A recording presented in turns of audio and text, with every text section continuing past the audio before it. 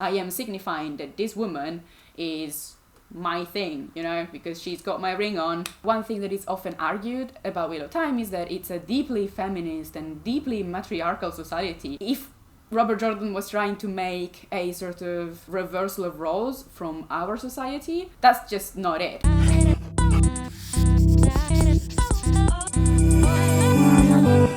Hi guys, and welcome back to a new episode of Chibis of Time. I am really sorry that it took me so long to actually make a new one. May happened and just life and work and, you know, all that stuff. I am now back for a new chapter. Actually, two new chapters in The Eye of the World by Robert Jordan. As you probably know if you're watching this video, and if you don't know, just go and check the other ones out.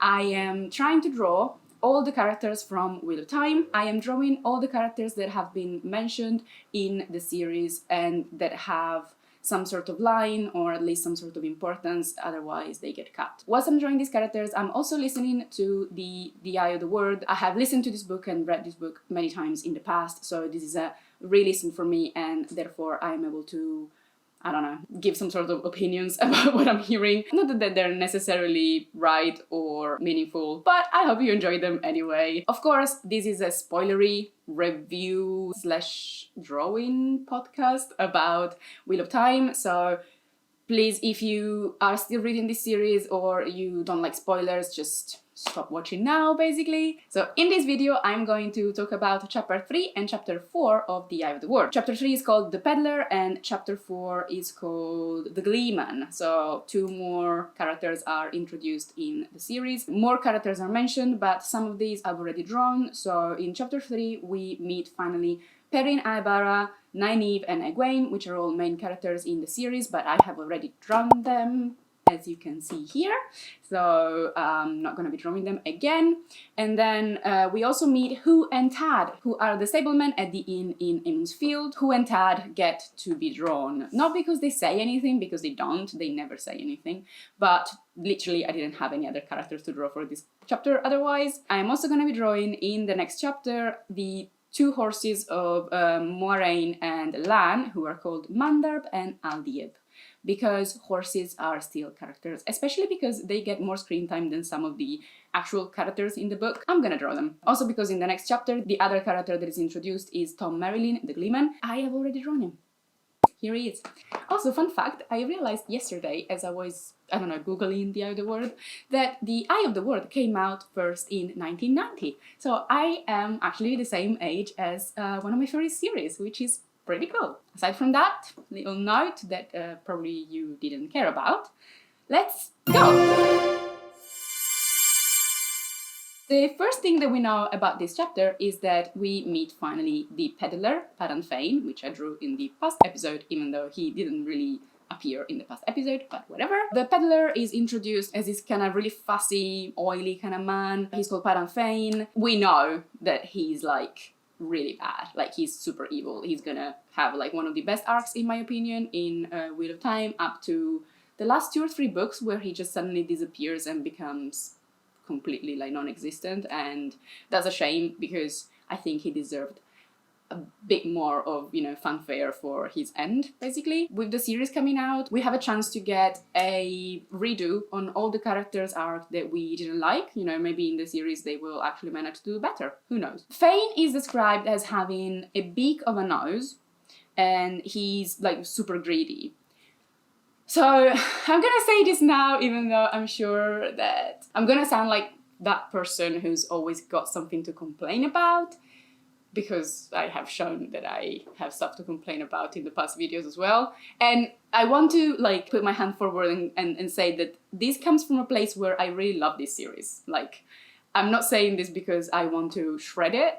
I am saying this because I love it, and by listening and reading it so many times, I've started realizing that there are some things that are problematic. I'm sure that, you know, this wasn't intentional. It's not something that I think Robert Jordan set out to write in this way. I think it's just, he's just drawing from a pool of stereotypes that were okay to use, you know, 20, 30 years ago, and that they were definitely okay to use as he was growing up. One, of course, is this thing about the bird sort of stereotyping and greed stereotyping. These are all traits that have been used in the past to stereotype Jewish people. If you look at all the Nazi propaganda, and even before then, you know, all the societies that have stereotyped and discriminated against Jewish people. Hi guys from the future, well, the present, but at the time shooting this video, this is the future. I have linked below some of the resources that I could find just by googling Jewish stereotyping in propaganda. There are some scholarly articles and some more mainstream articles that you can find, so they're linked down in the description if you are interested in the subject. Actually, it's super interesting, to be honest, especially from the point of view of not just of like social issues, but also from the point of view of design and propaganda and how to use communication to basically incite a lot of hatred for a specific part of the population. So I just recommend it, to be honest. It's an interesting read. Back to the video now. It's really easy to just stereotype a sneaky villain kind of character in that way, and we all know instinctively that that's going to be a villain. From my perspective, being an artist and a character designer for cartoons and animated movies and stuff, I can say that I am guilty of this as well. Like in the past, I can remember several occasions where I was tasked to create a character that immediately would come across as like a little bit shifty, a little bit villainous, and I have given them these exact traits, you know, with like the bigger hookish kind of nose and the carrion bird kind of build, you know, like with the heavier sort of like top and very small legs, kind of like the character from Despicable Me, if you know what I mean. I can't even mention all the characters that have this like characteristics and features because there's so many. All I'm saying is that's problematic and I don't like to use it anymore, and I would like it to sort of disappear. We are told also that there is a war in Ghealdan, and that's because the false dragon Loghain has raised his standards, and so people are flocking to him and against him, and Fane is telling all this stuff to the people of Immonsfield who are like drinking it in because they haven't had news for a million years. It's interesting at this point because it starts a conversation between Rand and his friends where they start talking about the Dark One and the dragon, and it comes out how little they know about all this. Like, some people say that the Dark One is the Dragon Reborn. Some people say that the Aes Sedai broke the word, like after, you know, the breaking and after the incomplete sort of trapping of the Dark One at Shayol Ghul. Technically, I guess they're right, like the Aes Sedai did break the word, but it wasn't the current Aes Sedai, like the White Tower all-women Aes Sedai, it was the men. They were still Aes Sedai, so... But it just seems like a lot of people have very confusing opinions about what actually happened, and it's fair enough, because it's 3,000 years have passed, so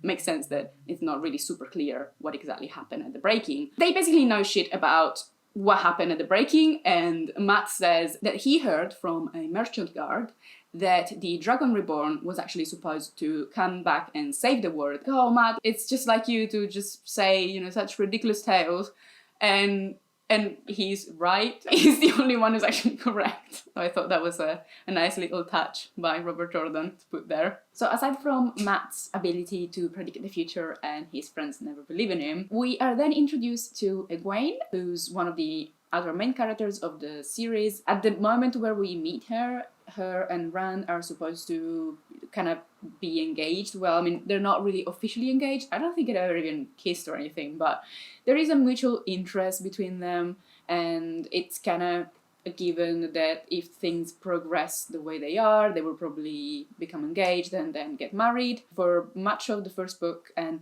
a little bit of the second book, we get that. And at first, I remember when I read this as a first-time reader, I was like, okay, so they are going to be, you know, the kind of relationship where you know that they're going to get together at the end, and he's going to be all protective of her and all those tropes. Of course, those tropes didn't come true. And actually, thinking back, if I really think back on my first read, I should have guessed that they weren't gonna end up together, because they do feel kind of like friends, you know, more than actually people that are interested in each other. I mean, Rand thinks that, of course, Egwene is pretty, and Egwene has probably fantasized about Rand, but aside from this kind of childhood kind of like crush, really, they don't feel like they're really in love or anything. As I realized that as a first-time reader, I really appreciated it. I was like, that's a good subversion of the tropes of fantasy, so yeah, I appreciated that they were an endgame. One thing though about about Egwene is gonna make me sound again all judgy and everything, but I have to say it. In Emondfield, women start to braid their hair when they are of marrying age. And that's fine, you know, that's just a custom, right? But why do women have to express the custom? I mean, in most of our customs, like in most of real world customs, usually women are the ones who display the outward signs that they are ready to be married off, you know? And even when they're married, for the longest time, it was only the women who would wear rings. So, if, you know, when you get married, it's usually the women who wear a ring. Now it's also custom that men also wear a wedding ring, but it's a reasonably young kind of custom, which of course, it's a very obvious sign of property, you know. I am signifying that this woman is my thing, you know, because she's got my ring on. And the reason why I'm mentioning this is because it feels odd that this sort of custom would also appear in Randland, you know, in a country or a whole continent that in theory, it's supposed to be run by women. One of the things that I read most often about Wheel of Time and in general about, you know, the fandom says this a lot, that in Wheel of Time, one of the main themes is the imbalance between, you know, the genders and how both men and women have to be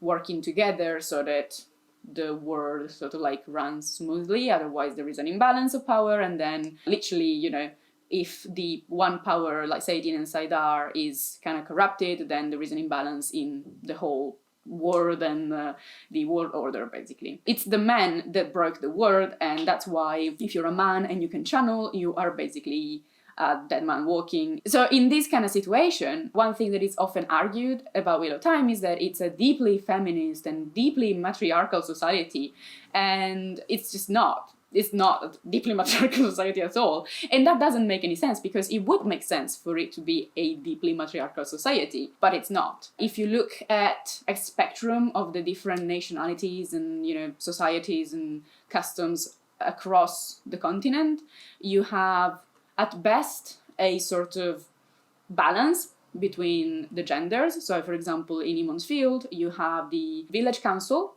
who's made up by men who are the most influential men in town. And then you have the women's circle, who's made up of the most influential women of the village and is headed by the village wisdom. You have these two, like, regulatory bodies, basically, in a village that is probably a village of, like, I don't know, 100 people. So fair enough that there's only, like, these two little, you know, governments, basically. And they play, like, a counterbalance with each other. In the Aiel, for example, you have the chiefs, who are always men, and they deal with war and, you know, all those other things. And then you have the wise ones, and they deal with all the other stuff, like the spiritual stuff, and they both take decisions, like, in concert, so they are very balanced in that way, but only women can be wise ones and only men can be clan chiefs. In general, the idea that only if you are a woman or a man, you can sort of access a certain type of office, that sucks, basically. I think, you know, a better system is definitely one where you can apply yourself to become a certain figure, and, you know, anybody could become clan chief and anybody could become a wise one, but I guess, you know, that's their customs, whatever. My point is, in those two examples, the balance of power is pretty much split equally. But then you have tons of other situations, especially like societies that have kings and queens, where there's only kings, there's only queens. Men do have, like, a lot of power in these societies. You know, there are men who are kings, there are men who are high lords. This is not a matriarchal society. It's just at best, an equal society where both genders can hope to hold a certain office and they both wield a certain amount of power. According to your gender, you can only aspire to be a certain thing, but it's still, you know, it's still equal amount of power. But if Robert Jordan was trying to make a sort of reversal of roles from our society, that's just not it. That's not the opposite of our society. If he actually tried to make a mirror world of Earth where, because of men's original sin, Eve, Adam and Eve, etc. So because of man's original sin of trying to trap the Dark One and not managing quite yet and going mad and breaking the world, you would have men actually stripped of all their rights and, well, forced to just stay at home or stay in specific areas of the house where they are only used for procreation, sometimes managing the house, but really only managing a few things a day, and for the rest of the day they would just basically just stay there if they're rich. If they are not, they would just be working, like out in the fields or in whatever occupation, but they wouldn't have any rights and they would get paid less than women. That would be an actual reversal of roles, because that's actually what's happened to women for the whole time. So I don't understand why in Emon's Field, which is still, a secluded village, but still it should be part of this bigger world culture that is afraid of men who can channel, they don't stigmatize men at all. And I'm not saying they should, I'm not arguing for more stigmatization of men, I'm glad that they don't, but at the same time, I don't think it makes a lot of sense. And this is something that I've always thought about Wheel of Time. As soon as I started reading people saying, it's a system where Aes Sedai are women and basically they are the matriarchs of society. It's like, no, they're not. Yes, they are powerful and they are feared or respected, but the fact that Aes Sedai are all women and they're all powerful doesn't trickle down to women everywhere else in Randland.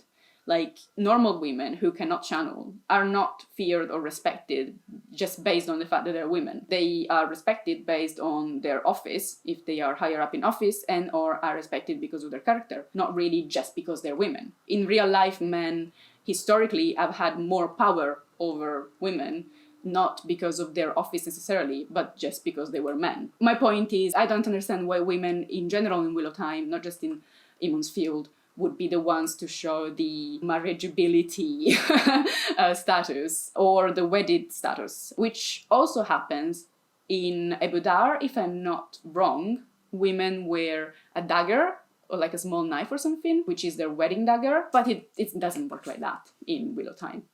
And that's just something that has always confused me. So that's basically the whole of the chapter for the Peddler.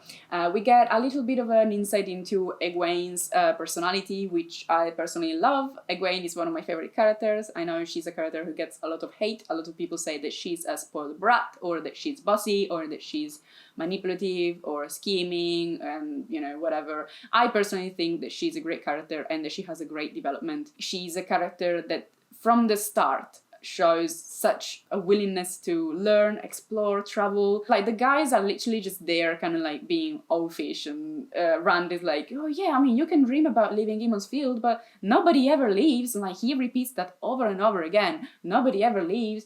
And Egwene is yeah, well, I want to leave, I want to go travel, I want to see things. I think Rand asks her something that you want to go as far as, and names the next village, and she's yeah, no, I wasn't thinking about just the next village, there's also other things out there. Rand thinks that she's just teasing him because she likes to tease him a lot, but I just think that Egwene is great, and she's one of the best in the series. The chapter after, the Gleeman, is actually a bit of fluff, honestly. We meet Tom Merrilin, we get an image of him as being quite full of himself.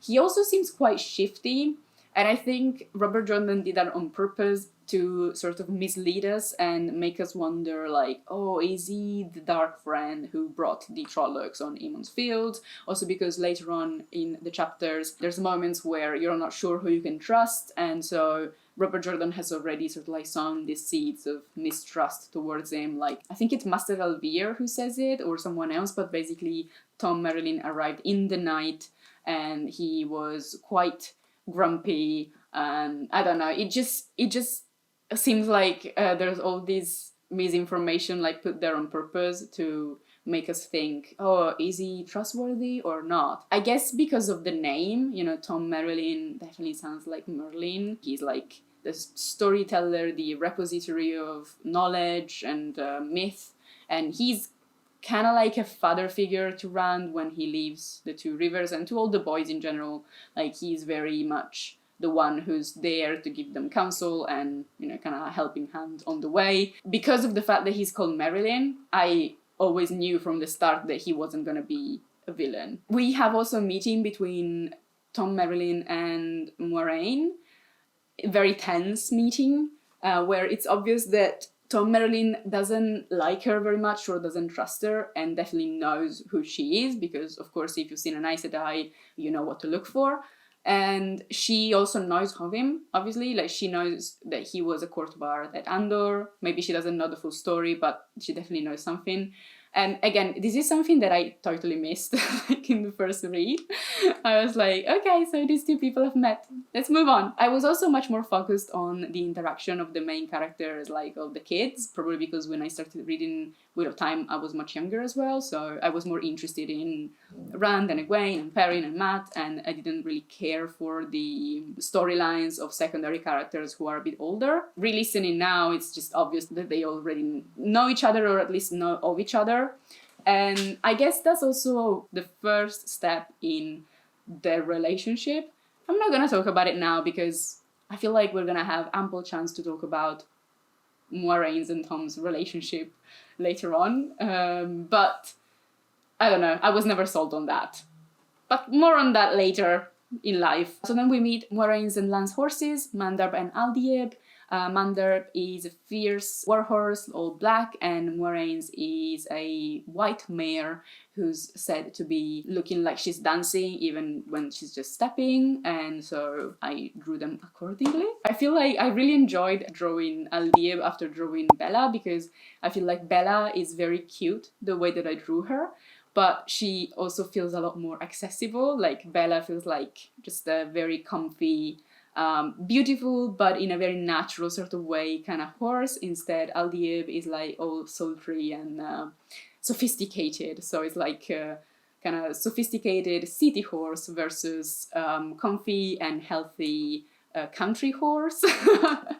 But there you go. Right, so I think that's all for today. Next time we're going to be focusing on the chapter starting from chapter 5, Winter Night, and the Westwood and Out of the Woods, because those chapters, I mean, they are filled with action, but they don't have like any new characters that are introduced. So I'm gonna have to basically just put them all together so that I can draw enough characters in the next episode. So I will see you in the next episode. If you have liked this video, please like and subscribe and share it to your friends or whatever, and let me know in the comments if you have different opinions, if you share my opinions. Also, if you remember, in my last video I was kind of stuck for sign-offs. I didn't really know what to use, like, you know, bye or whatever. I asked you guys to come up with options for me to say as a sign-off, as a Wheel of Time sign-off, obviously. I actually got quite a few suggestions. One that is the one I'm gonna try now, not to make it awkward at all, has been suggested by Rob from Matriarchal. He's a great friend, he's been so nice to me, and he actually came up with a translation of what I thought would be something like "May the light be with your drawings" or something like that, because I wanted the light and drawings in the same sentence. So he came up with Nintel Sidama Tia Dabor, which I don't know if I'm pronouncing right, to be honest, but means apparently radiance to your pictures. So that's a good sign-off, I think. So for now, I'm gonna try this one, and let's see if it sticks for the next video. Ninto Sidama, Tia Dabor. Bye, guys!